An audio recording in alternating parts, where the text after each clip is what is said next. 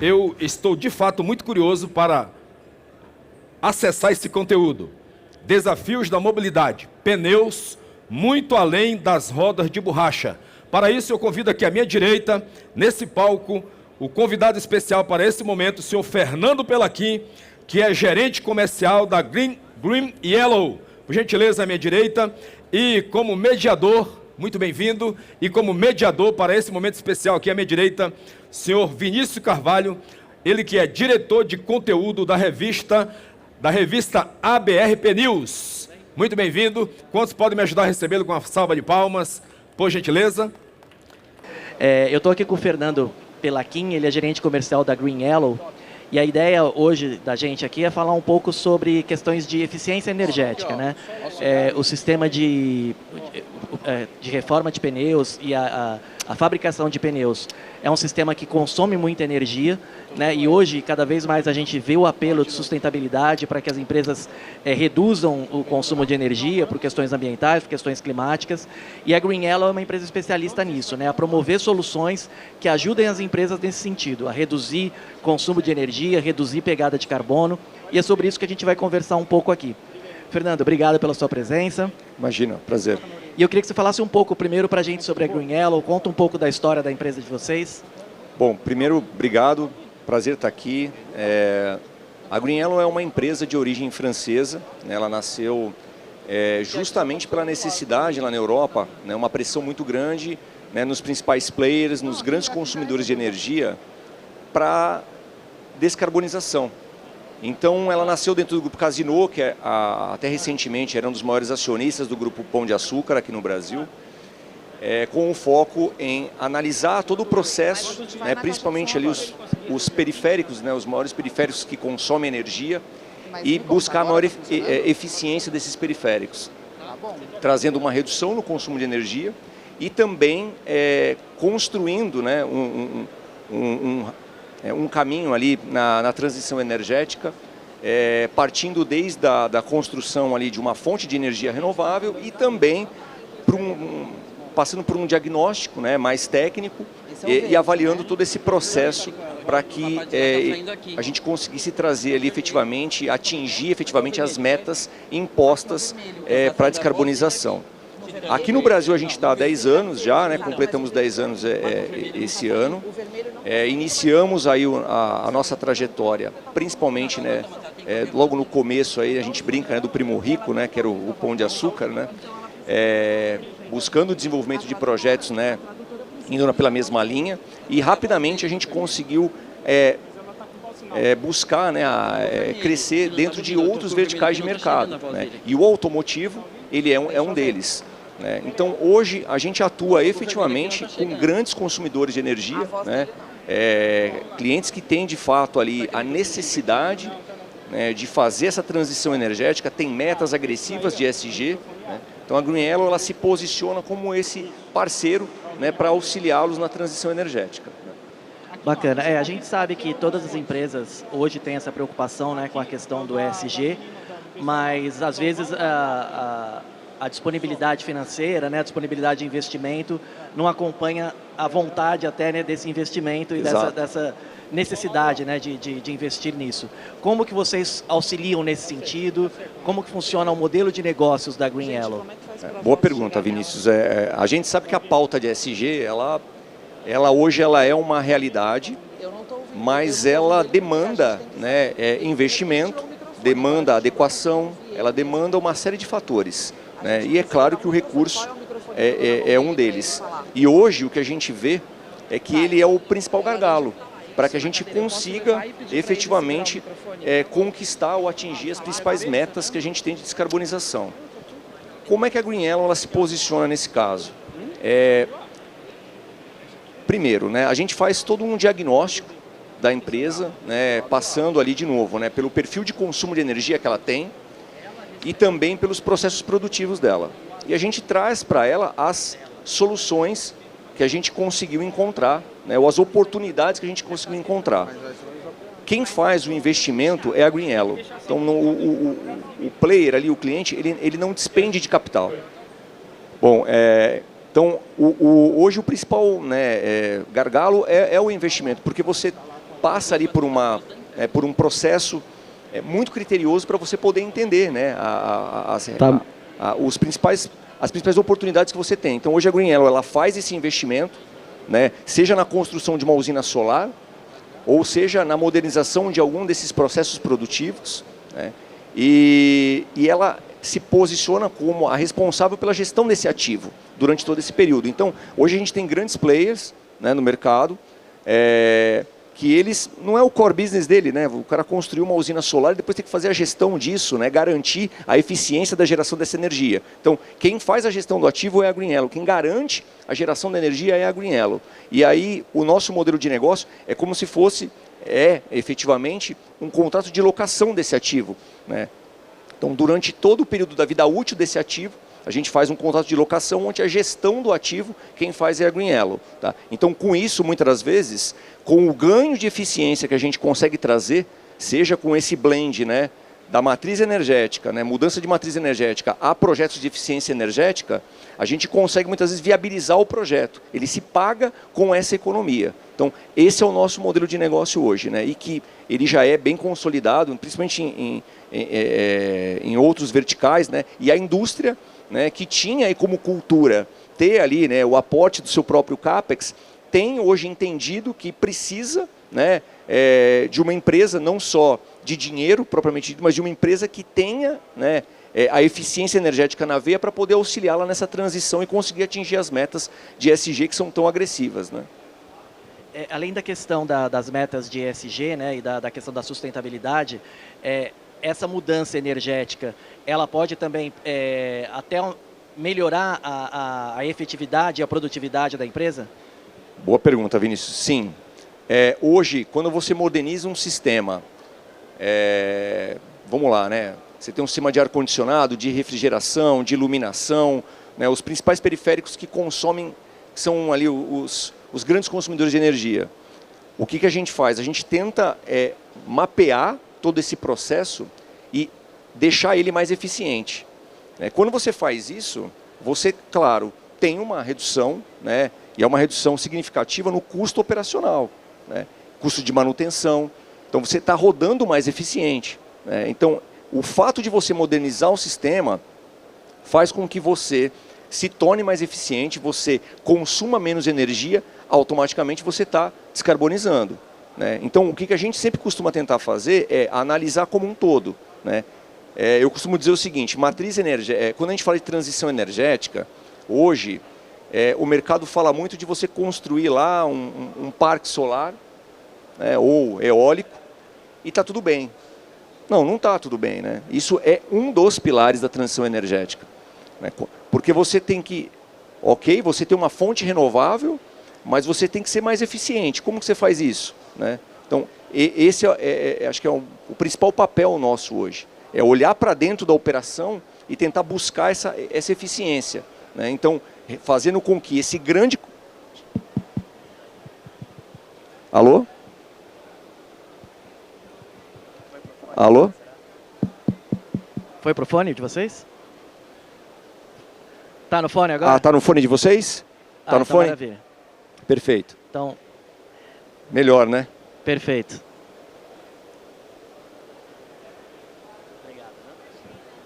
Obrigado. Perfeito. Então, como eu estava comentando, Vinícius, a nossa ideia é auxiliar nessa transição, mas não só olhando para a mudança da matriz, olhando também para trazer ali, de uma certa forma, uma eficiência na operação. De novo, o fabricante, seja de pneus, enfim, ele é especialista no produto que ele fabrica ali, né? A nossa ideia não é essa, mas é olhar realmente para ali, para os grandes periféricos consumidores e tentar trazer a eficiência exatamente ali. E acredite você, a gente consegue efetivamente trazer, em média, um ganho de 30% a 40% na redução do consumo de energia quando a gente consegue fazer esses diagnósticos. Tá? Então, mudar a matriz é uma ação, mas eficientizar o teu sistema, a tua operação, vai muito mais além disso, né? Então, você que é um grande consumidor, passa efetivamente a ter um consumo muito mais consciente, você está descarbonizando, né? E nisso você está, de uma certa forma, conseguindo contribuir, e muito, para atingir ali os indicadores, né, que a gente fala, né, pegada de carbono, enfim. Então, a nossa ideia, e a gente sabe que não é fácil, é ser esse parceiro, né, dessas empresas para conseguir efetivamente fazer com que eles atinjam os objetivos que eles têm hoje. Não são fáceis, né, tem alguns setores que eles têm um processo produtivo muito crítico, né, principalmente com relação a descarte, né, pneus é um deles, né, o segmento de pneumáticos é um deles. Então, você precisa encontrar outras frentes, né, para conseguir efetivamente cumprir ali com os compromissos que você tem, principalmente multinacionais, né? Então, não é uma opção.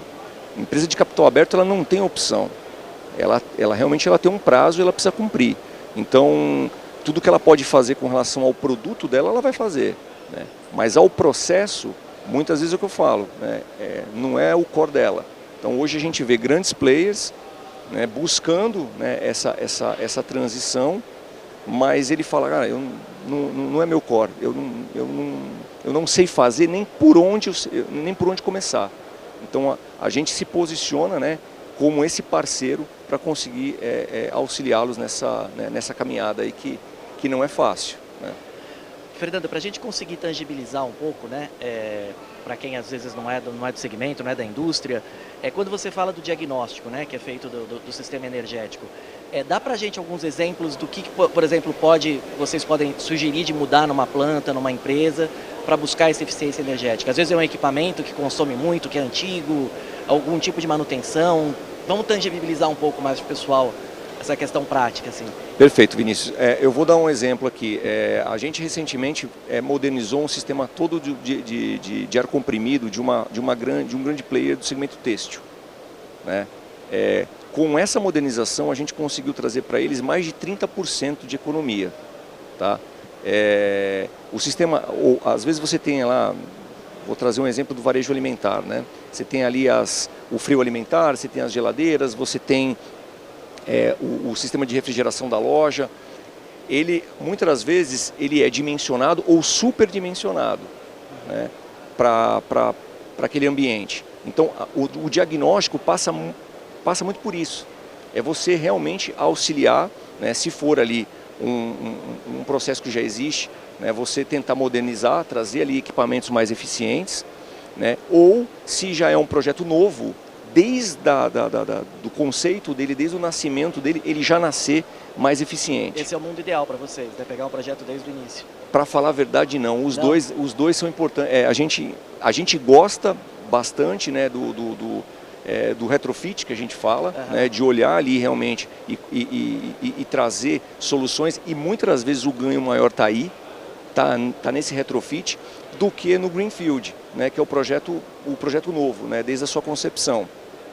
Então, o ideal para a gente, sem sombra de dúvidas, é trazer o máximo de eficiência possível, para que esse projeto ele se pague, né, efetivamente com essa economia. E tem mais, tem alguns projetos que a gente ainda garante a eficiência que a gente tangibilizou ali desde o começo, tá? Se porventura eu não conseguir atingir essa eficiência, eu sou penalizado, né? Então, contratualmente, a gente consegue construir esse tipo de compromisso com o cliente. Porque é fácil falar, olha, eu vou reduzir aqui 30%, mas é muito subjetivo, né? Eu estou te falando, ó, eu consigo reduzir. Tá? Não, a gente consegue, inclusive em alguns casos, garantir essa eficiência, né? E sempre falo, né? Não tem ninguém mais interessado do que nós, né? Porque eu estou efetivamente fazendo um investimento. Então, se eu estou investindo, eu estou tomando risco, né? Então, o maior interessado em fazer com que o projeto e os equipamentos eles performem somos nós, né? Então, eu acho que essa é a maior garantia que a gente pode dar, né, para os nossos clientes hoje. Bacana. Ali você falou do setor supermercadista, né? Falou de algumas indústrias. Que case que você poderia trazer para a gente, assim, que seja algo que vocês tiveram um sucesso bem palpável, que você possa contar como foi esse processo do começo até a implantação? Então, muito boa pergunta. Tem um grande player, né, do setor aqui, pneumático, que a gente fechou recentemente um contrato com eles e basicamente a gente começou ali com uma necessidade bem do início da cadeia da transição energética, né? Ele queria que parte da energia dele fosse gerada através de uma usina solar, né? Que a gente chama de behind the meter, né? Dentro do site deles. É uma usina grande, inclusive. Essa foi a primeira fase, né? Por quê? Porque ele queria que parte da energia dele viesse, né, dessa usina e o que motivou ele? Metas SG, né? E na sequência a gente iniciou todo um diagnóstico, né, técnico no processo produtivo, buscando, né, a eficiência, né, a melhor eficiência dessa operação. E de novo, quem conhece a operação é o cliente, não sou eu, né? Mas o equipamento, o dimensionamento de equipamento, seja motores, seja ali o sistema de ar comprimido, seja iluminação, seja ar-condicionado, enfim, tudo que realmente tem um alto consumo de energia, a gente faz o levantamento, a gente fez o levantamento e traz a solução para a mesa, né? Então, esse eu acho que é um caso que a gente conseguiu aí, né, tem conseguido ajudar de ponta a ponta, né? Então, como eu falei, não é só a mudança da matriz energética. E detalhe, é uma única operação, né? Foi uma única operação, um único site, e que agora a gente está replicando esse estudo para os outros sites, né? Então, e o que ajudou a gente a viabilizar a oportunidade em outros sites? O ganho, né, a redução que a gente conseguiu gerar, né? Trabalhando muito junto ali, né, do time deles, né? Trabalhando, porque, de novo, eles conhecem muito bem o processo, né?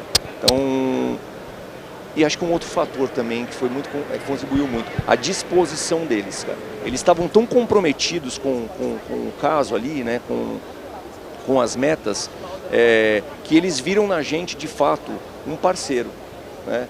E estão explorando essa parceria. E acho que o segredo, acho que, do sucesso desse negócio, efetivamente, acho que foi esse. Foi a disposição deles em se engajar aí com as ações e com as metas que eles tinham ali para poder atingir. Bacana, Fernando. A gente tem acompanhado aí, né, até com tristeza nos últimos meses aí, né, as questões climáticas, né? A gente viu a questão do Rio Grande do Sul e a gente sabe que muito disso é pela ação do homem, pela ação da poluição, etc. e tal.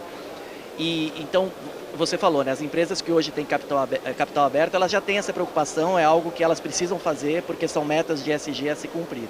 Agora, e para as empresas de um porte menor, que ainda não tem essa estrutura de ESG, mas que tem essa preocupação até pela questão de sustentabilidade, questão social, de investir, né, nesse tipo de mudança de matriz energética, né?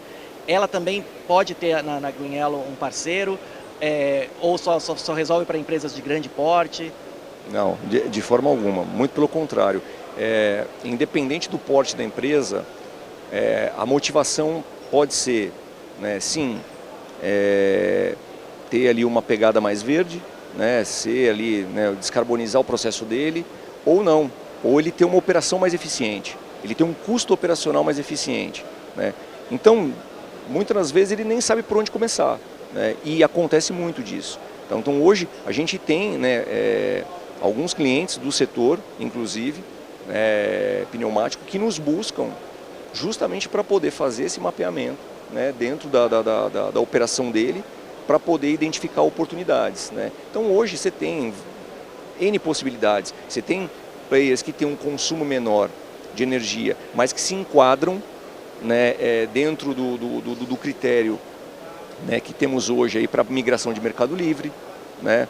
Você tem a opção hoje de comprar energia renovável, né? Então isso a gente consegue fazer toda essa consultoria para esse cliente, né? E de novo, independente do porte, não importa, a motivação dele vai sempre ser, cara, eu quero ser mais eficiente, eu quero ter um custo, né, mais tangível, né? Então não sabe por onde começar, então a gente pode, né, com toda certeza auxiliar. E você mencionou a respeito do Sul, né?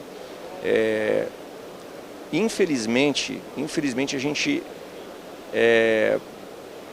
está hoje pagando um preço muito alto, né?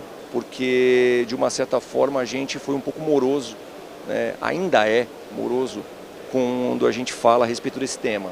Tá?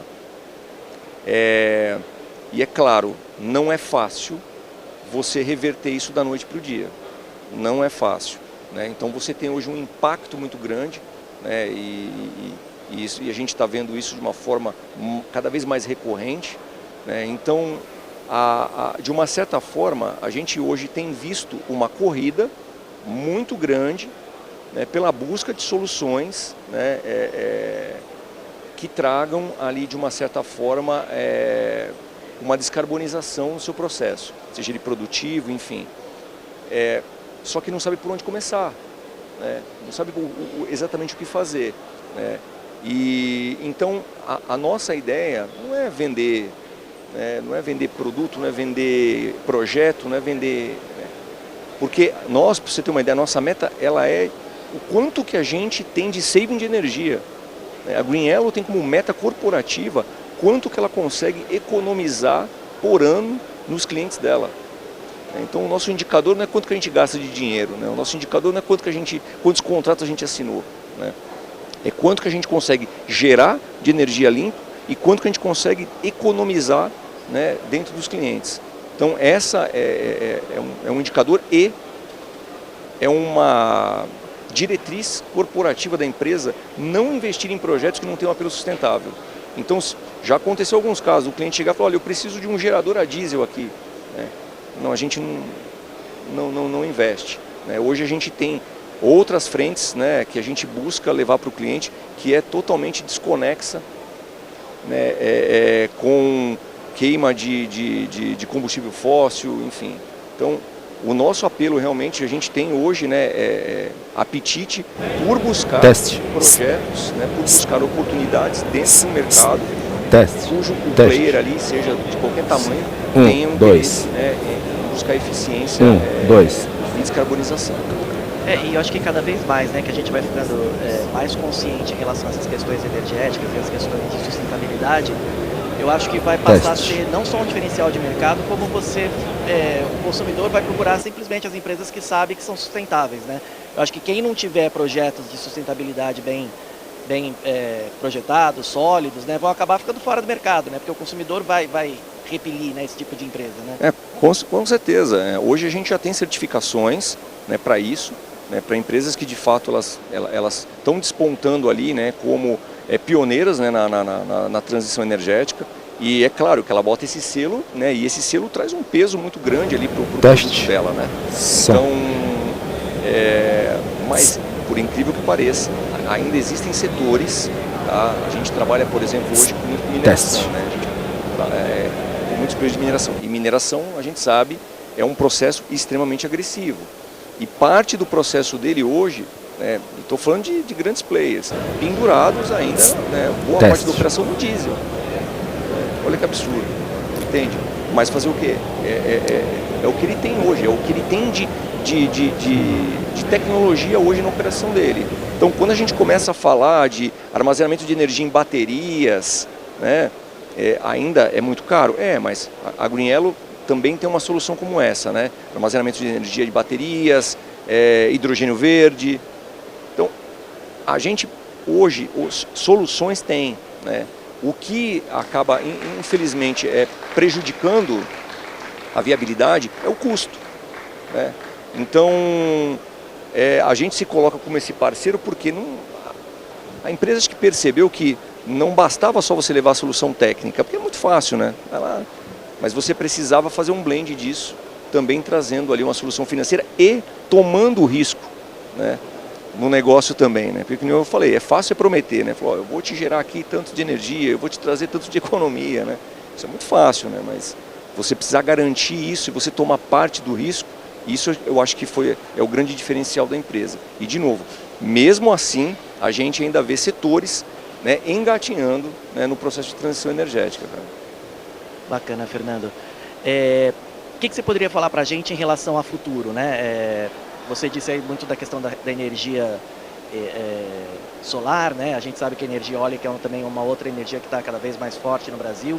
Como que você vê no Brasil a questão dessa transição energética, né? Você acha que essas duas energias são as principais para o nosso país, para o futuro? Sim, eu não tenho dúvida, eu não estou nem falando pela empresa, né? Eu acho que cada vez mais a gente vai ser aí, levado a consumir cada vez menos, né, combustível fóssil, né? E não vai ser uma opção, né? Não vai ser uma opção. A gente vai ter que realmente migrar. A gente está vendo aí, né, hoje uma leva aí de carros elétricos. Eu acho que ainda tem um processo de maturação disso, né? E vou te falar por quê, né? A gente somos fornecedores também de postos de abastecimento elétrico, né? Isso é um gargalo hoje, para você conseguir escalar, né, a frota de carros elétricos no Brasil, né?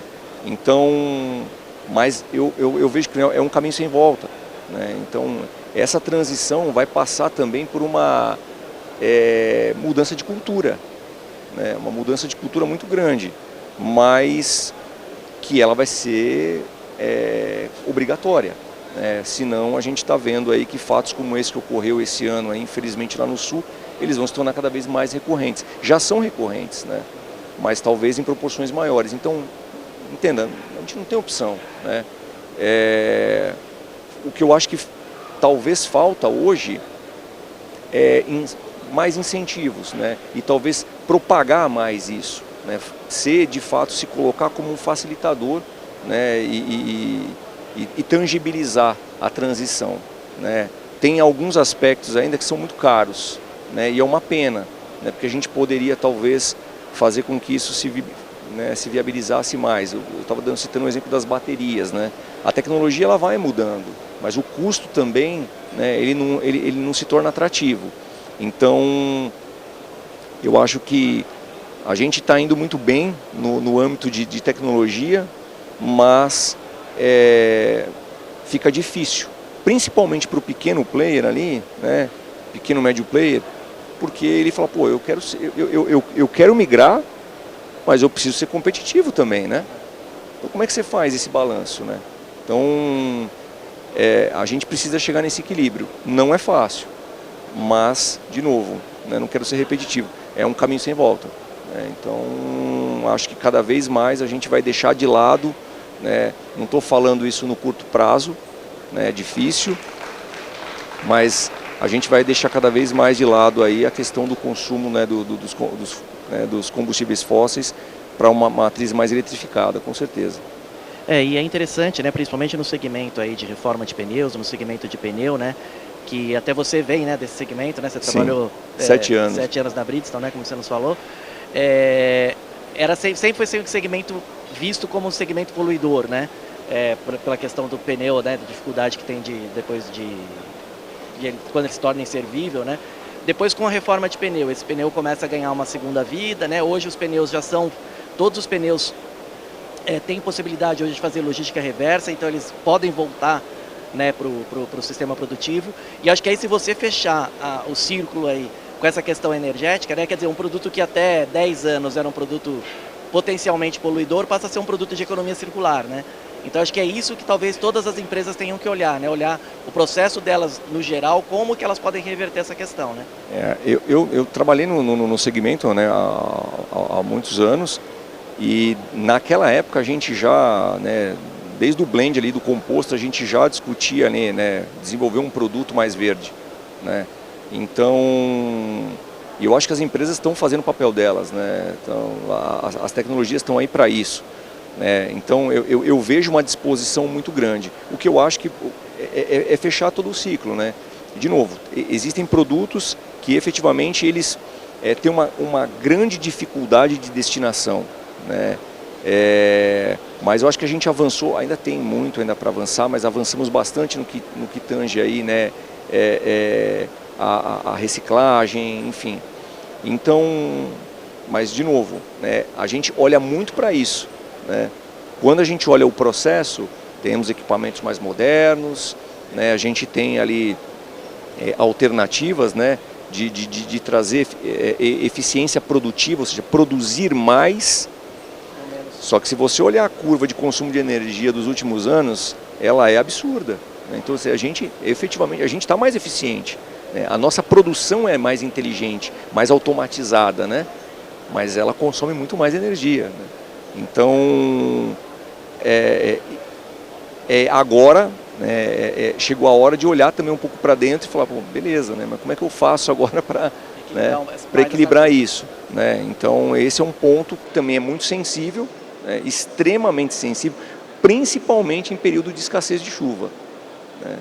Principalmente em período de escassez de chuva. Então a gente hoje olha, né, eu vejo uma disposição maior de se olhar o todo, né?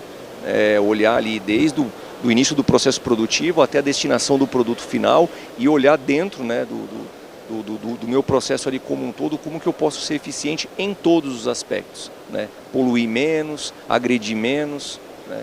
Então isso eu acho que é o maior desafio aí dos principais players, dos principais fabricantes de produtos que de uma certa forma ali tem uma dificuldade maior de destinação, né? Bacana, Fernando. A gente está caminhando para o final.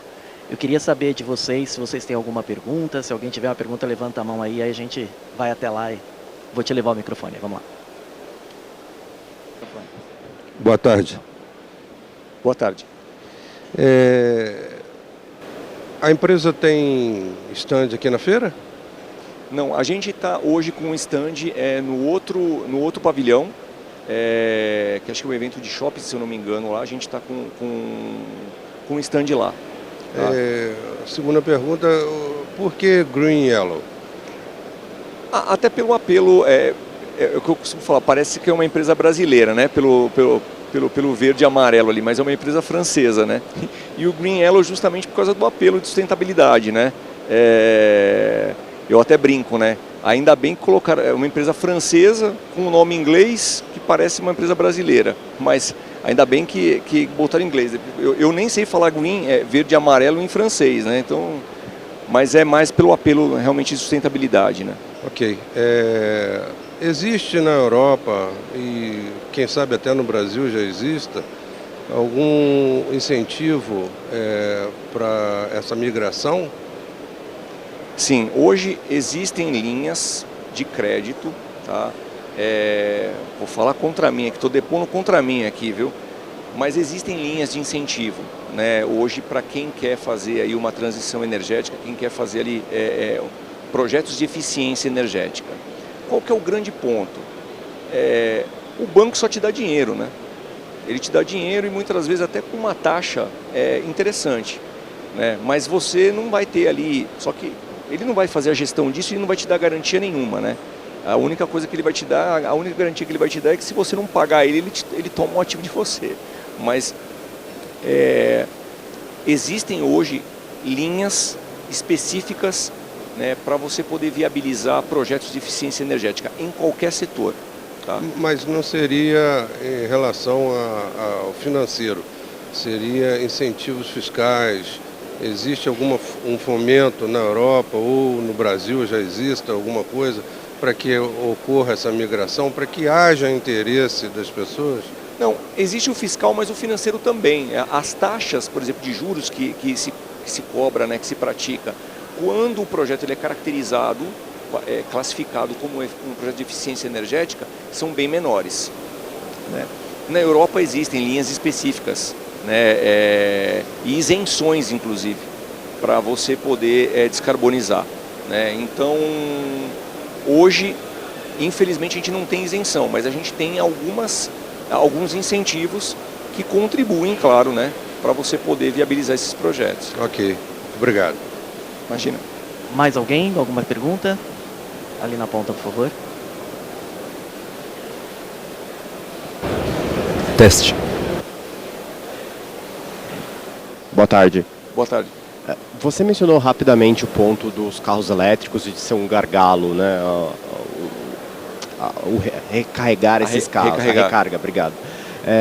O que falta para isso, de fato, ser alavancado no Brasil? A gente está vendo, estou acompanhando muito o ponto de essa briga entre a indústria nacional e os incentivos fiscais para os carros elétricos. Eu sinto que o governo ainda não comprou essa briga, por assim dizer. Então, eu queria ouvir, na tua opinião, o que falta para o carro elétrico deslanchar no Brasil? Infraestrutura. Infraestrutura pura. Porque você pega o seu carro elétrico hoje, você vai fazer uma viagem de 500, 600 quilômetros, passado 150, 200 quilômetros, você não vai encontrar mais um posto de recarga. né? Hoje a gente vai passear no shopping para poder carregar o carro, né? Tem condomínio que não tem estrutura hoje, ou ele nasce com os postos ali já de recarga. Agora, se for um condomínio um pouco mais antigo, você vai ter que fazer uma baita de uma adequação nele. Então, é pura infraestrutura. O que eu acho que precisa é de investimento, efetivamente, nesse tipo de infraestrutura, né? E eu estou falando por questão de segurança mesmo. Você não pode ter um carro que você vai rodar daqui 400 km, daqui a pouco você volta guinchado. Talvez algum de vocês já deve ter até visto alguns vídeos, né, nas redes sociais, e é uma realidade, né? Então, hoje eu acho que o que precisa é ter esse tipo de apetite, principalmente do setor público, para poder se investir mais na infraestrutura para que a gente consiga alavancar isso. E disposição, né, para isso também. Acho que tem que ter um motivador, né, entender que isso é um aliado. Então, de novo, infraestrutura, para mim é isso. Mais alguém? Ali ao fundo, por favor.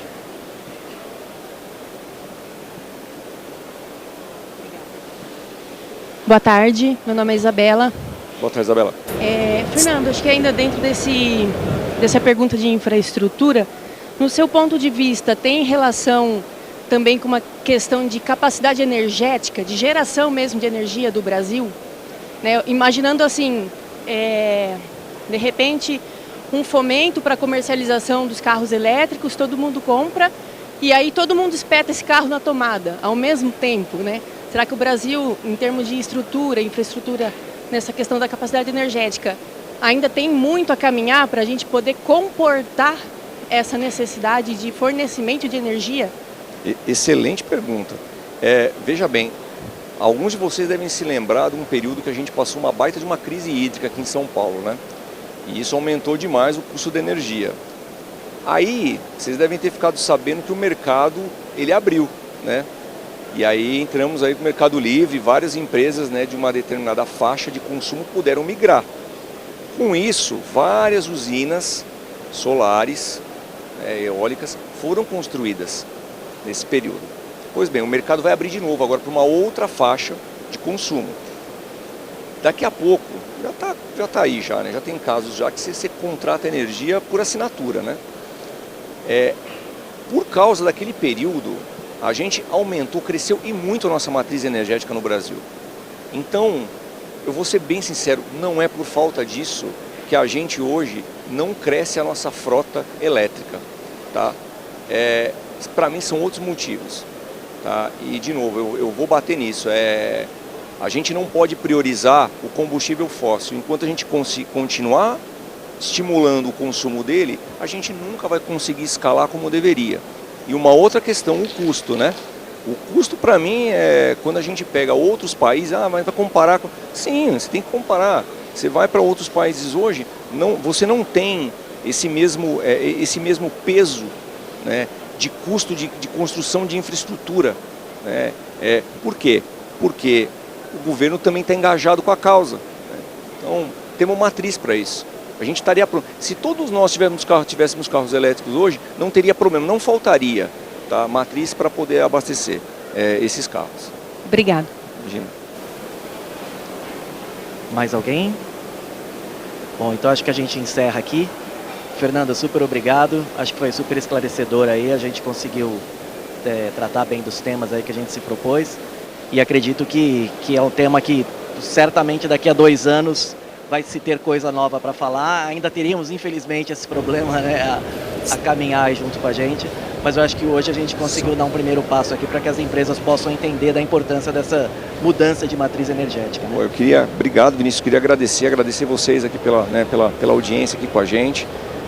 Se tiverem alguma dúvida, se quiserem ter mais detalhe, eu vou estar aqui à disposição, mas agradeço. É um tema que eu sou um entusiasta, né? E acredito muito aí que mesmo com todas as dificuldades a gente está caminhando, não a passos largos, mas a gente está caminhando e a gente vai ter aí, né, num curto prazo aí, boas soluções, bons players aí também, assim como a Green Yellow entrando e ajudando a gente a acelerar esse processo aí de transição. Obrigado a todos aí, gente. Uma última pergunta ali. Por favor, fica à vontade.